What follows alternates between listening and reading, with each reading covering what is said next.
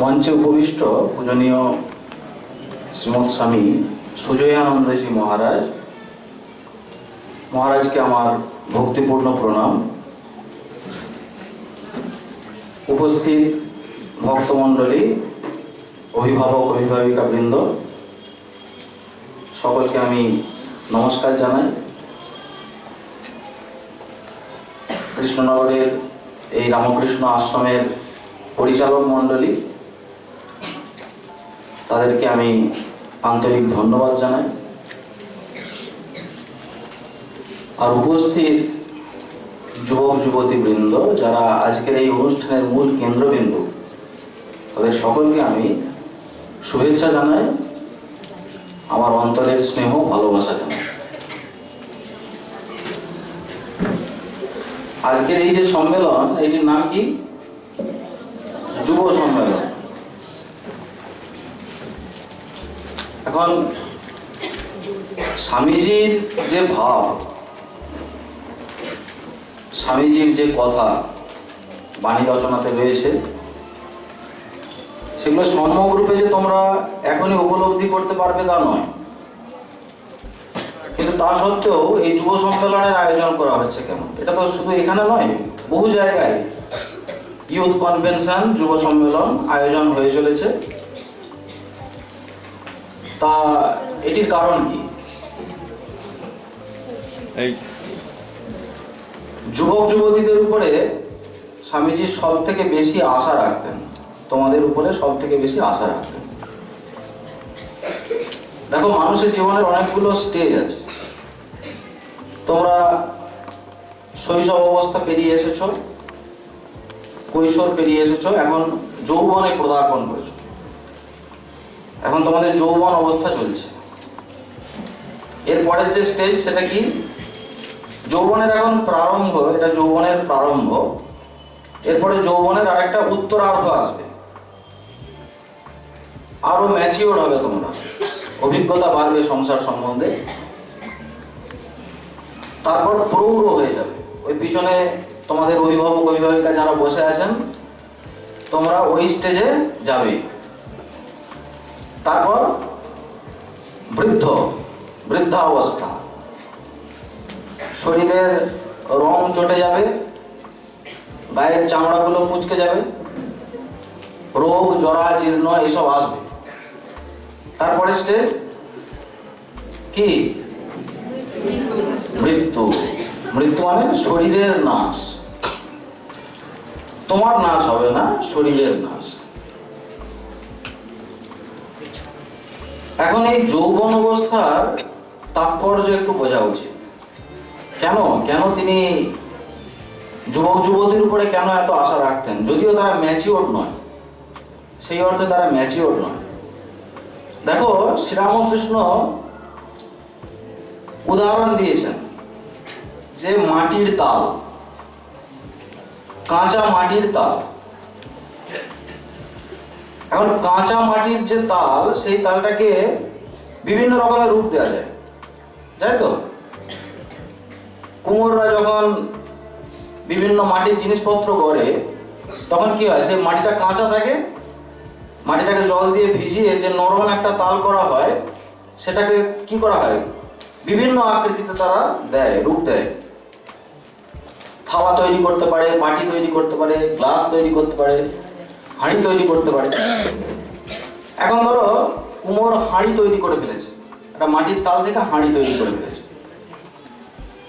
হাঁড়িটা তৈরি হয়ে যাওয়ার পরে কুমোরের মনে হলো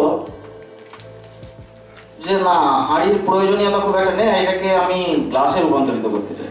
তো কি হবে? তিনি ওই হাঁড়িটাকে ভেঙে ফেলবেন মানে ওটাকে মুচড়ে আবার ওই কাঁচা মাটির তাল তৈরি করে সেটাকে আবার গ্লাসে তিনি রূপ দেবেন। কিন্তু ধরো হাঁড়ি তৈরি হয়ে গেছে, রোদে দেওয়া হয়ে গেছে, শুকিয়ে গেছে। এরপর যদি তার ইচ্ছা হয় যে আমি মাটির হাঁড়িটাকে গ্লাসে রূপান্তরিত করব, করতে পারবে? কি হবে? ভেঙে যাবে। তোমরা হচ্ছে সেই কাঁচা মাটির তাল। ঠাকুরের কাছে যখন নরেন আসতেন, রাখাল আসতেন, তারা দেখো দেখো সব যুবক অবস্থায় এসেছেন, প্রৌঢ় অবস্থাতেও আসেননি, বৃদ্ধ অবস্থাতেও আসেননি, এসেছে কখন? যুবক অবস্থায়। সেই জন্য তিনি যুবকদেরকে আলাদা করে উপদেশ দিতেন। ঠাকুর বলতেন যে ওরা হচ্ছে মাটির হাঁড়ি, এবং যেটা নূতন মাটির হাঁড়ি, নূতন মাটির হাঁড়িতে যদি দুধ রাখো তাহলে সেই দুধটা থাকে, আর পুরনো মাটির হাঁড়ি যেটা আগে অনেক অনেক ভাবে ব্যবহার হয়ে গেছে তাতে যদি দুধটা রাখো দুধটা নষ্ট হয়ে যাবে। দুরকম উপমা দিলাম। তো যেহেতু কাঁচা মাটির তালকে বিভিন্ন রকমের রূপ দেওয়া যায়, তোমরা এখন যে যেরকম ভাবে চাইবে নিজের জীবনকে কিন্তু গঠন করতে পারবে। এইটি হচ্ছে সেই সময়। আরো 15 বছর পরে কি 20 বছর পরে যখন তোমরা প্রৌঢ় অবস্থায় চলে আসবে, তোমাদের জীবনে অভিজ্ঞতা বাড়বে। এখন তোমাদের জীবনে অভিজ্ঞতা সেইভাবে নেই। জীবন এখন আনন্দময়, বাবা মা রয়েছেন, টাইমে টাইমে খাওয়া পেয়ে যাচ্ছি, কোনো অসুবিধা নেই, খেলাধুলা করছি, পড়াশোনা করছি, জীবনটা এখন অত্যন্ত সুখে। জীবনে যে কোনো নিরানন্দ আছে বুঝতে পারছি না, কেননা রোগ জ্বালার প্রকোপও এখন কম। কিন্তু এইগুলো সব আসবে, পরে পরে পরে পরে আসবে। প্রৌঢ় অবস্থায় মানুষের অভিজ্ঞতা অনেক বেশি হয়ে যায়। সেই জন্য জীবনে যখন সে কোনো একটা স্টেপ নেয় অনেক ভেবেচিন্তে নেয়। যৌবন অবস্থাতে কিন্তু ছেলেরা বা মেয়েরা কোনো স্টেপ এত ভাবনা চিন্তা করে নিতে পারে না, একটা হঠকারিতা থাকে, ঝট করে একটা স্টেপ নিতে পারে। সেই জন্য কখনো কখনো ভুল পথে পরিচালিত হয়, ভুল রাস্তায় চলে যায়। এটা যেমন ঠিক, তেমনি জীবনে যত বড় বড় কাজ, যত সাহসিকতার কাজ সব কিন্তু এই বয়সেই হয়। আমাদের দেশে সেনাবাহিনীতে যখন যোগ দেয় ছেলেরা, তখন তাদের বয়স কত থাকে? 18-20 এরকম বয়স থাকে। প্রৌঢ় অবস্থায় জয়েন করে কেউ 45 বছর বয়সে সেনাবাহিনীতে যোগ দিচ্ছে কি না পাকিস্তানের বিরুদ্ধে যুদ্ধ করবে, কি অমুক দেশের বিরুদ্ধে যুদ্ধ করতে হবে, যাবে? যাবে না। সেই জন্য জীবনে যত রিস্কি স্টেপ এই সময় নেওয়া যায়, এই সময়টা অত্যন্ত গুরুত্বপূর্ণ। যদি তুমি চাও নিজের জীবনকে মহৎ করে গড়ে তুলবে, করতে পারো। যদি চাও অসৎ পথে যাবে, যেতে পারো। অসৎ পথে গেলে কি হবে? বারবার ধরে অসৎ কাজ রিপিট করতে করতে করতে করতে সেটা সংস্কার হয়ে যাবে, অভ্যাস হয়ে গেল, সংস্কার হয়ে গেল। 15 বছর পরে তুমি বুঝতে পারবে যে যেটা করলাম সেটা ঠিক হয়নি, কিন্তু তোমার ফেরার রাস্তা থাকবে না। কেন? ওই শুকনো মাটির হাঁড়ি শুকিয়ে গেছে, রোদে পোড়ানো হয়ে গেছে, আর ভেঙে আর তুমি মাটির হাঁড়িকে গ্লাস করতে পারবে না। সেই জন্য এই সময়টাতে একটু সাবধানতা অবলম্বন করতে হয়। বিশেষ করে অভিভাবক অভিভাবিকা যারা রয়েছেন তাদের খুব বড় দায়িত্ব, খুব বড় দায়িত্ব। একটি সন্তানকে গঠন করার দায়িত্ব বিরাট বড় দায়িত্ব। অভিভাবকরা অনেক সময় বুঝতে পারেন না যে কিভাবে গঠন করা যায়। অনেক সময় মনে করেন যে সারা দিন তাকে পড়াশোনার মধ্যে এনগেজ করে রাখলেই বোধহয় তার খুব ভালো ডেভেলপমেন্ট হবে। সেটাও নয়, কিন্তু এটা আপনাদেরকে গবেষণা করতে হবে ঘরে বসে বসে যে কিভাবে ওই ছেলেটির ডেভেলপমেন্ট হবে। আর একটা জিনিস খুব ইম্পর্টেন্ট, সেটা হচ্ছে দেখো প্রত্যেকটি শিশুর মধ্যে কিছু বিশেষ সম্ভাবনা থাকে। তোমরা এখানে কতজন আছো? প্রায় ধরে নিচ্ছে 100 জন আছো। 100 জনের মধ্যে 100 রকমের সম্ভাবনা আছে। কারো মধ্যে ভালো ডাক্তার হওয়ার সম্ভাবনা আছে, কারো মধ্যে ভালো ইঞ্জিনিয়ার হওয়ার সম্ভাবনা আছে, কারো মধ্যে ভালো কাঠের মিস্ত্রি হওয়ার সম্ভাবনা আছে, কারো মধ্যে ভালো চাষি হওয়ার সম্ভাবনা আছে। আছে তো? কিন্তু বর্তমান যুগে যেটা হয়েছে, সকলকে এক মাপকাঠিতে বিচার করা হচ্ছে। সেটা কি? পড়াশোনা দিয়ে করতে হবে। পড়াশোনা ক্লাসে ফার্স্ট হলে সে হলো ইন্টেলিজেন্ট, ক্লাসে লাস্ট হলে সে নাকি ইন্টেলিজেন্ট নয়। কিন্তু সত্যি কথা তোমাদেরকে বলছি, এখন মাল্টিপল ইন্টেলিজেন্স থিওরি এসে গেছে। মাল্টিপল ইন্টেলিজেন্স থিওরি, সেখানে বলা হচ্ছে ইন্টেলিজেন্স প্রত্যেকের মধ্যে আছে, প্রত্যেকের মধ্যে আছে। পড়াশোনাতে ভালো হচ্ছে সেটা এক ধরনের ইন্টেলিজেন্স, খুব ভালো গান করছে সেটা আরেক ধরনের ইন্টেলিজেন্স, খুব ভালো কাঠের মিস্ত্রি হওয়ার সম্ভাবনা তার মধ্যে রয়েছে, ভালো, তার মধ্যে একটা ইন্টেলিজেন্স। খুব ভালো ব্যায়াম করতে পারে, সাঁতার কাটতে পারে, ওটা আরেকটা ইন্টেলিজেন্স, বডিলি কাইনেস্থেটিক ইন্টেলিজেন্স বলা হচ্ছে। এগুলো সব বেরিয়ে গেছে, আবিষ্কার হয়ে গেছে। আরো অনেক ধরনের ইন্টেলিজেন্স আছে। Intrapersonal intelligence, interpersonal intelligence. Intrapersonal intelligence মানে তোমাদের মধ্যে এখানে কেউ কেউ আছো যারা নিজের ভিতরে অ্যানালিসিস বেশি করতে পারো, বাইরের মানুষের সঙ্গে কথা ভালো বলতে পারো না, কিন্তু নিজে ঘরে বসে বসে নিজের মধ্যে খুব বিশ্লেষণ করতে পারো, তোমাদের ভেতর থেকে নতুন নতুন তথ্য বেরিয়ে আসে। আবার কেউ কেউ আছো যারা নিজেরা ঘরে একা বসে থাকতে পারো না, কারো না কারোর সঙ্গে লিঙ্ক করতে হবে, কথাবার্তা বলতে হবে, আলাপ আলোচনা করতে হবে। তাদের ভার্বাল ইন্টেলিজেন্স খুব ভালো, ইন্টারপার্সোনাল ইন্টেলিজেন্স খুব ভালো। আমার বলার উদ্দেশ্যটা এইটাই, তোমরা কেউ পড়াশোনাতে ভালো রেজাল্ট করতে পারলে না বলে নিজেদেরকে ছোট মনে করবে না। আমি এই কথাটি শুনিয়ে রাখছি এই জন্যই যে আজও আমাদের সমাজে শুধুমাত্র পড়াশোনা এর ভিত্তিতে ইন্টেলিজেন্সকে বিচার করা হয়, যে এই ছেলেটি ভালো, এই ছেলেটি মন্দ, এর ইন্টেলিজেন্স খুব বেশি, এর ইন্টেলিজেন্স খুব কম। কিন্তু কথাটা ঠিক নয়। এখন তো ইকিউ এসে গেছে, ইমোশনাল কোশেন্ট। শুধুমাত্র পড়াশোনার বুদ্ধিমত্তা দেখা হচ্ছে না, তোমার আবেগ আছে তো, তুমি অন্যকে ভালোবাসতে পারো তো, তোমার পাশের যে বন্ধুটি তার দুঃখ কষ্ট অনুভব করো, ইমোশনাল কোশেন্ট। আবার স্পিরিচুয়াল কোশেন্ট এসে গেছে, তার মধ্যে জীবন সম্বন্ধে কোনো প্রশ্ন আসে, এই জীবনটা কি, এর উদ্দেশ্য কি, আমার স্বরূপ কি। তো এরকম আছে জিনিসগুলো।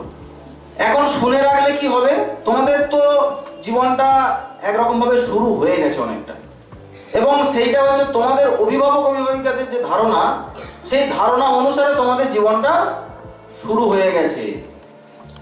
আজকেই তোমরা তোমাদের জীবনে এই থিওরির খুব বেশি রিফ্লেকশন আনতে পারবে না, এই কারণে যে সমাজ মেনে নেবে না। সমাজ এখনো একটি ডাক্তারকে আর একটি ভালো কাঠের মিস্ত্রিকে সমান গুরুত্ব দেয় না। দেয় কি? দেয় না। যে ভালো সাঁতার কাটছে আর একজন ভালো ইঞ্জিনিয়ার, দুজনকে সমান গুরুত্ব দেয় কি? দেয় না। কিন্তু আসছে, সেই দিন আসছে যে তোমরা সেই গুরুত্ব পাবে। অন্তত আজকে শুনে রাখলে তোমাদের পরের যে জেনারেশন, তোমাদের ছেলেমেয়েরা যারা আসবে বা তারও পরবর্তী যে প্রজন্ম আসছে, সেখানে সেই গুরুত্বটা পাবে। আমাদের ভারতবর্ষের ট্র্যাডিশন একটা সময় এরকম ছিল, তখন এরকম এক মাপকাঠিতে কিন্তু সবাইকে বিচার করা হতো না। এটা হচ্ছে ব্রিটিশদের দেওয়া একটা পথ, যে পথে আমরা চলছি। এবং ব্রিটিশদের ওই হিপনোটাইজ করার পাওয়ার এত বেশি ছিল যে আমরা আজও স্বাধীনতা পেয়েছি, আজ কতদিন হয়ে গেল, আজও আমরা বুঝতে পারছি না আমরা কি করছি, কেন করছি। এই এডুকেশন স্ট্রাকচার, এটা কিন্তু ভারতবর্ষের নিজস্ব নয়। ভারতবর্ষে দেখবে একসময় বিনিময় প্রথা ছিল, নাম শুনেছ, পড়েছ? বিনিময় প্রথা ছিল। সেখানে কাঠের মিস্ত্রিরও মর্যাদা ছিল, যে কুমোর তারও মর্যাদা ছিল, যিনি শাস্ত্র চর্চা করছেন তারও মর্যাদা ছিল, ব্রাহ্মণের মর্যাদা ছিল, প্রত্যেকের আলাদা আলাদা মর্যাদা ছিল। কুমোরের কাছে মাটির হাঁড়ি কিনতে যেতেই হবে তোমার, যদি মাটির হাঁড়ির প্রয়োজন হয়, তার মানে তুমি গুরুত্ব দিলে তাকে। আবার অন্য একটা জিনিসের জন্য যখন প্রয়োজন হচ্ছে, তখন তোমাকে আরেকজনের কাছে যেতে হচ্ছে, তুমি তাকে গুরুত্ব দিলে। কিন্তু আজকে সমাজ কিন্তু সেই গুরুত্ব দিচ্ছে না, কারণ আমরা হিপনোটাইজড হয়ে গেছি। এখন আমরা বুঝতে পারছি না যে ব্যাপারটা কি হচ্ছে। আস্তে আস্তে ঘুম ভাঙছে, ঘুম ভাঙবে, আস্তে আস্তে ঘুম ভাঙবে। তো এই জিনিসটা যখন আসবে, তখন আবার প্রত্যেকটা ফিল্ডের গুরুত্ব আসবে। এই যে বেকার সমস্যার সমাধান কি করে হবে বেকার সমস্যার সমাধান? প্রত্যেকটা ছেলেই যদি টার্গেট করে যে আমাকে চাকরি করতে হবে, চাষ কেউ করবে না, কাঠের ভালো মিস্ত্রি কেউ হবে না, সবাই কিনা চাকরি করবে। আমাদের এডুকেশন স্ট্রাকচার তোমাকে কি শেখাচ্ছে? মাধ্যমিক পাশের পরে উচ্চ মাধ্যমিক পড়ে নাও, উচ্চ মাধ্যমিক হয়ে গেল গ্র্যাজুয়েশন করে নাও, গ্র্যাজুয়েশন হয়ে গেল মাস্টার ডিগ্রি করে নাও, তারপরে বিএড করে নাও। ভালো কলেজে চান্স পাচ্ছ না, প্রাইভেট কলেজে পড়ো, নয়তো অন্য দেশ থেকে কিছু করে এসো, অন্য রাজ্য থেকে করে এসো। এই করতে করতে তোমার বয়স হয়ে গেল 30+। আর 30 বছর বয়সে তুমি আর কিছুই করতে পারবে না, তোমার তখন ইগো তৈরি হয়ে গেছে। সেই জন্য এই কথাটা খুবই ইম্পর্টেন্স আছে যে এইভাবে যদি তোমাদের মানসিকতা তৈরি হয়, অ্যাটলিস্ট তোমাদের পরবর্তী প্রজন্মটা বেঁচে যাবে। তখন আবার প্রত্যেকটা জিনিসের গুরুত্ব আসবে এবং বেকারত্বের সমাধান আপনা আপনিই হয়ে যাবে। চাষি কেন গুরুত্ব পাবে না? চাষ না করলে চলবে? খেতে পাবে? তাহলে গুরুত্ব পাচ্ছে না কেন? আস্তে আস্তে আসবে। আমাদের আজকের এই যে বক্তব্যের বিষয় চিকাগো বক্তৃতার তাৎপর্য এবং কি আমাদের জীবনে সাফল্য লাভের উপায়। এখন সত্যি কথা বলতে কি দুটো বিষয় কিন্তু অত্যন্ত গুরুগম্ভীর বিষয়, অত্যন্ত গুরুগম্ভীর বিষয়। যদি চিকাগো ধর্ম সম্মেলনের যে তাৎপর্য, স্বামীজির যোগদান, সেখানে স্বামীজির বক্তৃতা প্রদান, এ অত্যন্ত গুরুগম্ভীর বিষয়, গবেষণার বিষয়। সিস্টার নিবেদিতা বলছেন যে এই যে ঘটনাটি ঘটলো শিকাগো বক্তৃতা, স্বামীজির শিকাগো বক্তৃতা, এটা হিন্দু ধর্মের ইতিহাসে এমন একটি যুগের সূচনা করেছে যার তাৎপর্য এখনই উপলব্ধ হবে না, এটা কালক্রমে উপলব্ধ হবে। সময় যত যাবে আমরা তত বুঝতে পারবো। এখন দেখো, অবতার পুরুষ যখন পৃথিবীতে আসেন, তিনি যা কিছু করেন, যা কিছু বলেন, 5 বছর বা 10 বছর সময়সীমাকে মাথায় রেখে করেন না। যুগের পর যুগ সেইভাবে তারা উৎসাহিত হবে, অনুপ্রাণিত হবে এবং উপকৃত হবে। কাজে এই 100 বছর বা 125 বছরের ডিউরেশনের মধ্যে স্বামীজির শিকাগো বক্তৃতা তাৎপর্য আমরা খুব ভালো বুঝতে পারবো না, সময় লাগবে। আমাদের জীবদ্দশাতেও হয়তো আমরা সবটা বুঝতে পারবো না। তবে এখন থেকে যেহেতু আলোচনা চলছে, বছরের পর বছর আলোচনা চলবে, সুতরাং একটা সময়ে আমরা বুঝতে পারবো। আমাদের যত অভিজ্ঞতা বাড়বে, জগৎটাকে দেখার যে দৃষ্টিভঙ্গি সেটা আমাদের তৈরি হবে, তখন সেই তাৎপর্য আমরা আরো ভালো বুঝতে পারবো। কিন্তু লিমিটেড নয়। যেটা জীবনের শেষার্ধে আমি বুঝতে পারলাম সেটাই আলটিমেট নয়, সেটাই শেষ নয়। রামচন্দ্র, ভগবান শ্রীরামচন্দ্র, ভগবান শ্রীকৃষ্ণ, বুদ্ধ, যিশু, এনারা যে এসেছিলেন, কতদিন আগে এসেছিলেন? হাজার হাজার বছর আগে এসেছিলেন। আজও আমরা তাকে অনুসরণ করছি তো। কেন করছি? কারণ তারা 5 বছর 10 বছর ডিউরেশনের কাজের মাপকাঠি নিয়ে আসেন না যে এই সময়ের জন্য এইটা কাজ করবে, 10 বছরের জন্য এটা কাজ করবে, একটা পরিকল্পনা 10 বছরের জন্য কাজ করবে, এরকম নয়। তাদের আবির্ভাব এমনই আবির্ভাব, তারা এই জগতের রহস্য এমন ভাবেই জেনেছেন এবং জগতের সাথে তারা এতটাই একাত্মতা অনুভব করেছেন, প্রত্যেকটি জীবের সঙ্গে, জগতের প্রত্যেকের সাথে, যে তারা যেটা বলেন সেটা যুগে যুগে মানুষ অনুপ্রাণিত হয় তার দ্বারা এবং উপকৃত হয়। তবু দু এক কথা বলা যেতে পারে, যেমন স্বামীজির যে চিকাগো বক্তৃতার যে ঘটনা, এই ঘটনাটা কিন্তু ভারতবর্ষের নবজাগরণ ঘটিয়েছিল, নবজাগরণের সূচনাক্ষণ এটা। স্বামীজি আমেরিকাতে গেলেন, চিকাগোতে বক্তৃতা দিলেন। এর ঠিক আগে যদি আমরা দেখি, পৃথিবীর অন্যান্য দেশ এবং পৃথিবীর যারা অধিবাসী, সমগ্র পৃথিবীর কথা বলছি, ভারতবর্ষ সম্বন্ধে কি ধারণা ছিল না? ভারতবর্ষের মানুষ হচ্ছে অশিক্ষিত, অর্ধনগ্ন, পড়াশোনা জানে না, কথা বলতে জানে না, গায়ের রং কালো, এগুলো ঘটনা, সত্য বলছি। এবং তাদের নিজেদের কোনো ধর্ম নাই। সুতরাং আমাদের দেশ থেকে যদি ধর্ম প্রচারক না পাঠানো হয়, যারা যে সেখানে খ্রিস্ট ধর্মের প্রচার করবে, তাহলে ভারতবর্ষের মানুষগুলোর কি হবে? তাদের তো আর কোনো উপায় নেই।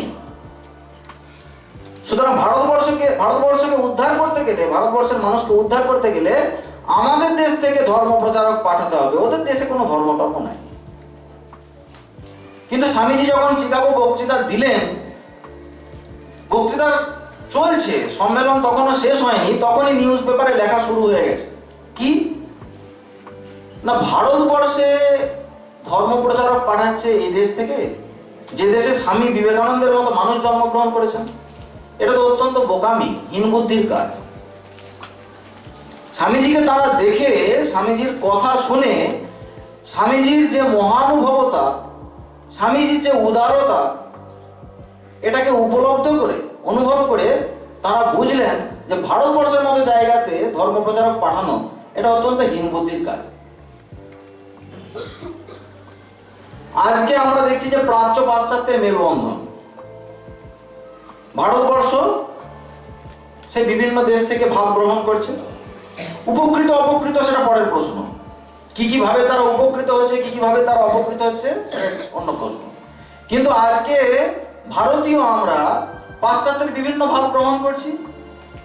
আজকে ইন্টারনেটের যুগে জগতে সবটাই আমাদের হাতের মুঠোয়, কোথায় কি হচ্ছে না হচ্ছে সবকিছু আমরা জানতে পারছি এবং গ্রহণও করছি, পুষ্ট হচ্ছি, সমৃদ্ধ হচ্ছি। ভারতবর্ষের কালচারও কিন্তু বিদেশে গ্রহণ করছে। তোমরা যদি আমেরিকা দেখো, ইংল্যান্ড দেখো, লন্ডন দেখো, যা খুশি দেখো, অস্ট্রেলিয়া দেখো, সব জায়গাতে প্রাচ্যের কালচার নিচ্ছে। সেখানে দেখো যোগ যোগ যোগ শিক্ষা হচ্ছে। আমাদের ভারতবর্ষে যোগের যে শিক্ষা চলছে তার থেকে অনেক ভালো শিক্ষা সেখানে চলছে। ভারতবর্ষ থেকে ভালো ভালো এক্সপার্ট, যোগের এক্সপার্ট তারা সেখানে যাচ্ছেন। ভারতবর্ষের ভালো ভালো তবলিস্ট, যারা তবলা বাজান ভালো, এখানে সম্মান না পেয়ে ওখানে চলে যাচ্ছেন। তারা তবলা শিখছে, পাখোয়াজ শিখছে, গান বাজনা শিখছে, ক্লাসিক্যাল সং, আমাদের দেশের যেটা কালচার তারা শিখছে। প্রাচ্য পাশ্চাত্যের মেলবন্ধন হচ্ছে। আর কি হয়েছিল, স্বামীজি একটা একতা আনতে চেয়েছিলেন। একতা, চিরকালই ধর্মে ধর্মে ভেদ ছিল। হিন্দু মুসলিমকে সহ্য করতে পারে না, মুসলিম হিন্দুকে সহ্য করতে পারে না, খ্রিস্টান ভাবছে আমাকে প্রচার করতে হবে তবে ওদের উন্নতি হবে। এটা অনেক দিনেরই ঘটনা, এখনো আছে, এখনো তো এটা চলে গেছে তা নয়। শিকাগো বক্তৃতার তাৎপর্য এই জন্যই যে তিনি ওই বক্তৃতাগুলির মধ্যে তখনকার পৃথিবীর এমন কিছু সমস্যার কথা বলেছিলেন যেগুলো আজকের দিনেও প্রাসঙ্গিক। আজকের দিনেও প্রাসঙ্গিক। যদি তোমরা দেখো যে ধর্মে ধর্মে মতবিরোধ আজকে নেই, ধর্মে ধর্মে মতবিরোধ নেই, আজকেও আছে। যদি আমরা দেখি মূর্তি পূজা সম্পর্কে মতবাদ, আমাদের মধ্যে এখনো নাস্তিকতা রয়েছে। এখনো আমরা মূর্তি পূজাকে পুতুল পূজা ভাবি, এখনো আমরা নিজেদেরকে শরীর বলেই ভাবি। একটু বিচার করলে আমরা বুঝতে পারি যে আমরা শরীর নই, আমাদের সত্তা একটা আলাদা সত্তা, কিন্তু তা সত্ত্বেও আমরা নিজেদেরকে শরীর বলেই ভাবি। এবং ফল কি হয়, মৃত্যু ভয় আসবে।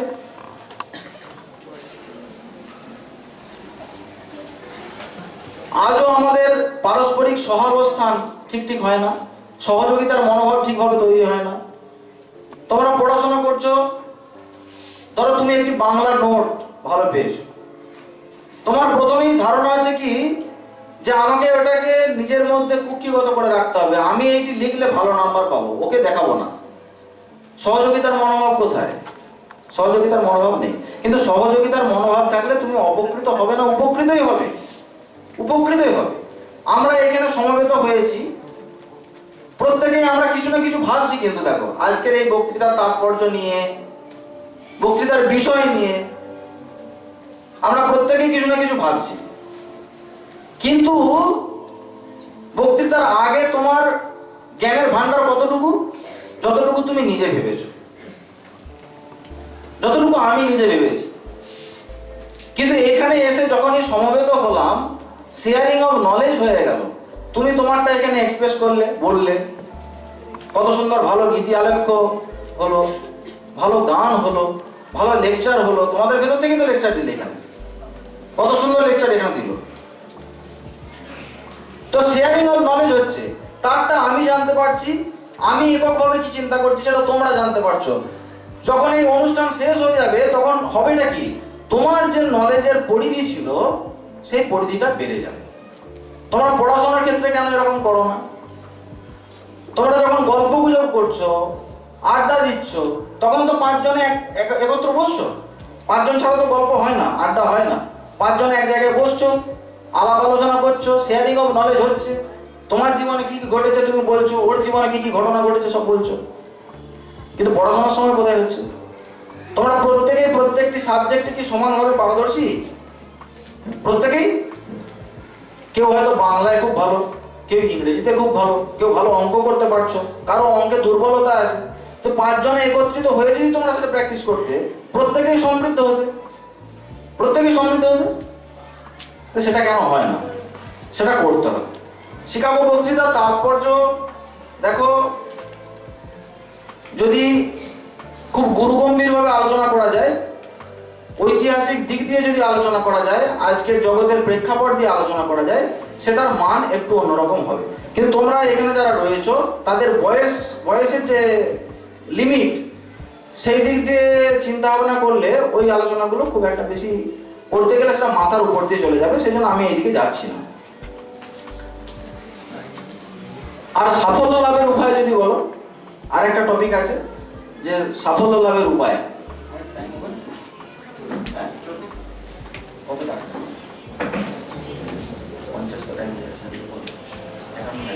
আচ্ছা একটু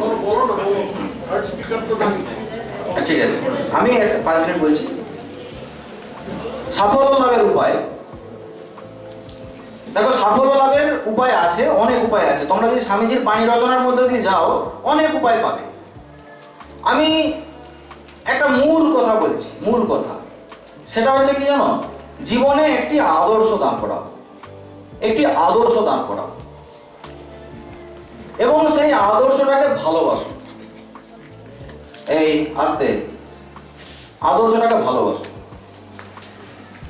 আমি ভালো ডাক্তার হব, কি আমি ভালো শিক্ষক হব, কি আমি ভালো চাষি হব, কিছু একটাকে আদর্শ করো, সেই আদর্শটাকে ভালোবাসো, এবং সেই আদর্শটাকে দিনরাত চিন্তা করো, দিনরাত চিন্তা করো। কি হবে? শুধু চিন্তা করা হবে? স্বামীজি বলছেন হ্যাঁ হবে। কতক্ষণ চিন্তা করতে হবে? যতক্ষণ পর্যন্ত না ওটা তোমার মজ্জাগত হয়, মজ্জাগত হয়। দেখো আমরা বিদ্যালয়ে যাই, বিদ্যালয় মানে কি? বিদ্যার আলয় তো। কিন্তু আশ্চর্য হয়ে যায় মাঝে মাঝে যে বিদ্যালয়ে গমন করি আমরা যারা, আমাদের মুখ থেকে এমন কিছু ভাষা বের হয়, এমন কিছু আচরণ আমাদের ভেতর থেকে বেরিয়ে আসে যেটা অশিক্ষিত ব্যক্তির ভেতর থেকে বেরিয়ে আসে না। তাহলে বিদ্যালয় কি করে হলো? বিদ্যালয় কি করে হলো? তার কারণ হচ্ছে বিদ্যালয় এই বিষয়টিকে আমরা ভাবিনি। আমরা ভেবেছি কিছু ওই মাস্টার মশাই কিছু বলবে, সেগুলোকে কানের ভিতর দিয়ে ঢোকানো হবে, তারপর সেগুলো মাথায় একটু মানে বদহজম হয়ে যাওয়া, কিছু তৈরি হবে খিচুড়ি, তারপর পরীক্ষার সময় সেটা লিখে ফেললাম, ব্যাস হাঁপ ছেড়ে বাঁচলাম। লার্নিং কোথায় হলো তোমার? ও তো শর্ট টার্ম মেমোরিতে গেল, মুখস্থ করলে কিছুক্ষণ থাকলো, পরীক্ষায় লিখে ফেললে কাজ শেষ। লং টার্ম মেমোরিতে যাচ্ছেই না, থাকছেই না। চরিত্র কিভাবে গঠিত হবে? চরিত্র মানে কি? তুমি বারবার ধরে সেটা করছো, ভাবছো, চিন্তা করছো। সুতরাং একটি ভালো আদর্শকে নিজের সামনে দাঁড় করাও, দাঁড় করানোর আগে নিজের দিকে তাকাও, দেখো তোমার প্রবণতা কোন দিকে বেশি। তুমি কি হতে চাও? ভালো ডাক্তার হতে চাও? এখন তো ডাক্তার হবো, ইঞ্জিনিয়ার হবো, এগুলো তো মানে একটা সে কথার কথা হয়ে গেছে। একটা ছোট্ট ছেলেকে তুমি জিজ্ঞেস করে কি হবি রে? ভালো ডাক্তার হবো। কি ডাক্তার হবো? ইঞ্জিনিয়ার হবো। আর জগতে আর কিছু হওয়ার নেই? আরো এত কিছু হওয়ার আছে। কেন সে ওই কথাটা বলছে? না, সে ভাবেইনি কোনোদিন ডাক্তার হওয়া মানেটা কি, কি স্যাক্রিফাইস তাকে করতে হবে, জীবনটা কিরকম সে ভাবেনি কোনোদিন। ডাক্তার হওয়ার পরেও আমরা সমাজে ভালো ডাক্তার কতজন পাই না? তার কারণ হচ্ছে ডাক্তার এই অকুপেশনটা সম্বন্ধে, এই জীবিকাটা সম্বন্ধে দিনের পর দিন তাকে ধ্যান করতে হবে। শুধু পড়াশোনা করলে হবে না, শুধু মেডিকেল সায়েন্স নিয়ে পড়াশোনা করলে হবে না। ডাক্তার বিষয়টি কি সেটির উপরে গভীরভাবে ধ্যান করতে হবে। ডাক্তারের কাজ কি কতটা স্যাক্রিফাইস করতে হবে তাকে, দিনের পর দিন তাকে ধ্যান করতে হবে, সেই আদর্শটাকে ভালোবাসতে হবে। ভালোবাসা যদি একবার এসে যায় তাহলে আর তোমার কোনো চিন্তা নেই। এবার প্রশ্ন আসছে যে আদর্শকে চিন্তা করলাম, ভাবছি, কিন্তু দেখা যাচ্ছে আদর্শকে অনুসরণ করতে গেলে পড়ে যাচ্ছে। আদর্শকে অনুসরণ করতে গেলে পড়ে যাচ্ছে। আমি আজকে ভেবে নিলাম যে আমি ভালো ছেলে হব, সকালবেলায় 2 ঘন্টা পড়াশোনা করব, সন্ধ্যাবেলায় 2 ঘন্টা পড়াশোনা করব, কিন্তু দেখা যাচ্ছে পড়তে বসলেই ঘুম আসছে। তার মানে কি হচ্ছে, আদর্শটাকে অনুসরণ করতে যাচ্ছি কিন্তু পারছি না, পড়ে যাচ্ছি। এক্ষেত্রে কি করব? স্বামীজি বলছেন ভয় পাওয়ার কিছু নেই, বারবার অভ্যাস করো। অভ্যাস করতে করতেই হবে। তুমি আজকে 10 মিনিট পড়ো, কালকে ওটা 15 মিনিটে দাঁড়াবে, পরশু দিন আবার আরো 5 মিনিট বেড়ে যাবে। এইভাবে আস্তে আস্তে আস্তে আস্তে তোমার যে গোল সেটাতে তুমি রিচ করবে। পড়ে গেলাম, এটার উপরে বেশি গুরুত্ব দেওয়ার দরকার নেই।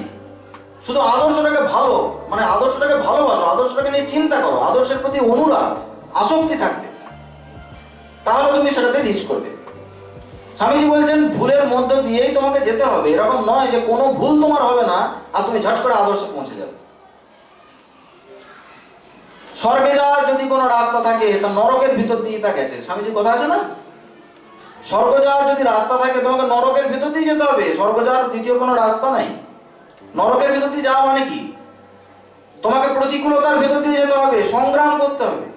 সংগ্রাম ছাড়া আমি ঝট করে আদর্শে পৌঁছে যাবে, এটা কখনোই হয় না, কারো ক্ষেত্রে হয়নি। সুতরাং বারবার চেষ্টা করো। স্বামীজি এরকম পর্যন্ত বলছেন যদি সহস্রবার পড়ে যাও আর একবার চেষ্টা করে দেখো। তুমি সহস্রবার পড়েছো, তোমার জীবনের মনে হচ্ছে আর কোনো আশা নাই, স্বামীজি তখনও বলছেন তুমি আর একবার ট্রাই করো না, আর একবার চেষ্টা করো। সব সময় আমাদের মাথাতে যদি এটা থাকে যে আমি আর একবার চেষ্টা করব, তাহলে দেখবে ধীরে ধীরে ধীরে ধীরে তুমি আদর্শে পৌঁছে যাবে। আর আদর্শে পৌঁছে গেলে সফলতা লাভ আর কি, আদর্শ তুমি রিচ করে যাবে। আদর্শই তো তোমার আদর্শে প্রতিষ্ঠা আর সফলতা লাভের মধ্যে তো পার্থক্য কিছু নেই। এখন ছোট ছোট অনেক পয়েন্টস দিয়ে বলা যায়, কিন্তু মূল বক্তব্য এইটাকে যদি তুমি ধরতে পারো তোমার আদর্শ হাতের মুঠোয় চলে আসবে। আদর্শটাকে ভালোবাসো, আদর্শকে দিনরাত চিন্তা করো, দেখবে আদর্শ আপনি পৌঁছে যাবে। তুমি যা হতে চাও সেটা হবে, হতে পারবে, সমস্ত সম্ভাবনা তোমার মধ্যে রয়েছে। আর একটা কথা বলি, সেটা হচ্ছে দিনান্তে একবার মানুষ জীবনের উদ্দেশ্য কি সেটা চিন্তা করবে। আমরা যে মানুষে জন্মেছি, আমাদের কিছু স্পেশাল পারপাস আছে কিনা, অন্য জীবজন্তুর সঙ্গে আমার পার্থক্যটা কোথায়, এটা একবার ভাববে। আর আমরা প্রতি মুহূর্তে যে নিজেদেরকে শরীর বলে ভাবি, শরীরের সমস্ত ফিচার্স, বায়োডাটা আমরা যেগুলো বানাই, তোমরা যখন ভবিষ্যতে চাকরি করতে যাবে তোমাদেরকে দেখবে বায়োডাটা জমা দিতে হয়। বায়োডাটাতে তোমার যে ডেজিগনেশনটা দেওয়া হয় সেটা দেখবে তোমার শরীর কেন্দ্রিক ডেজিগনেশন। তুমি কোথায় জন্মেছো, তোমার বাবার নাম কি, মায়ের নাম কি, তারপরে তোমার ডেট অফ বার্থ আছে না, ন্যাশনালিটি, এগুলো থাকে তো সব তোমার কিন্তু এই শরীর কেন্দ্রিক পরিচয়। তুমি মেল না ফিমেল, তোমার গায়ের রং সাদা না কালো, কোথাও আঁচিল আছে কিনা, জরুল আছে কিনা, ইত্যাদি বিভিন্ন রকম থাকে দেখবে বায়োডাটাতে। সব তোমার শরীর কেন্দ্রিক পরিচয়। কিন্তু শরীরটা কি, আমরা যে খাবার খাই সেটাই এই শরীরে পরিণত হয়েছে, আলাদা কিচ্ছু নেই। ভাত, মুড়ি, রুটি, দুধ, মাছ, মাংস যেগুলো আমরা খাচ্ছি তার সমষ্টি এটা। সুতরাং আমি কিন্তু শরীর নই, আমার একটা আলাদা এক্সিস্টেন্স আছে। তোমরা কি মেনে নিতে পারবে যদি তোমাকে বলি যে তুমি ইকুয়াল টু কিছু ভাত প্লাস কিছু রুটি প্লাস কিছু মুড়ি প্লাস কিছু মাছ কিছু মাংস? তোমরা মানবে? মেনে নিতে পারবে কি? মেনে নিতে পারছো না, তার কারণ হচ্ছে তুমি শরীর নও। তোমার মধ্যে একটা আলাদা চেতনা আছে, আলাদা সত্তা আছে, সেই সত্তার বিকাশ করাই তোমার জীবনের লক্ষ্য। সুতরাং তোমরা সব কিছু করো, আমোদ আহ্লাদ করো, মজা করো, গল্প গুজব করো, জীবনটাকে উপভোগ করো, সব কিছু করো, কিন্তু দিনান্তে একবার ভাববে যে আমার জীবনের কিছু স্পেশাল পারপাস আছে কিনা, একটু কুকুরের সাথে, একটি গরুর সাথে, একটি হাতির সাথে আমার পার্থক্য কিছু আছে কিনা, এটিকে খোঁজার চেষ্টা করবে। তাহলে দেখবে ধীরে ধীরে ধীরে ধীরে প্রকৃতির যে একটা রহস্য যেটা চাপা রয়েছে আমাদের কাছে প্রকাশিত নয়, জন্ম মৃত্যুর রহস্য, সেটা আস্তে আস্তে আস্তে আস্তে আমাদের কাছে সামনে থেকে সরে যাবে, প্রকাশ হয়ে যাবে। ভিদ্যাতে হৃদয় গ্রন্থি ছিদ্যান্তে সর্বসংশয়া। তখন তোমার সাথে এই জড়ের যে বন্ধন, দেহ হলো জড়, তুমি হলো চৈতন্য স্বরূপ, জড় চৈতন্যের বন্ধন হয় না, কিন্তু দেখছি আছে। যখন সেটা ভেঙে যাবে, সেই অজ্ঞানতা যখন দূর হবে, তখন আমাদের সমস্ত সংশয়ের অবসান হয়ে যাবে, সমস্ত সংশয়ের অবসান হয়ে যাবে। যাক, আজকে স্বামীজির চরণে প্রার্থনা জানাই, তোমাদের সকলের মঙ্গল হোক, ভালো হোক, শুভবুদ্ধির বিকাশ হোক। পুনরায় সকলকে যথাস্থানে যথাযোগ্য সম্ভাষণ, নমস্কার, শুভেচ্ছা, ভালোবাসা সবকিছু জানিয়ে আমি শেষ করছি।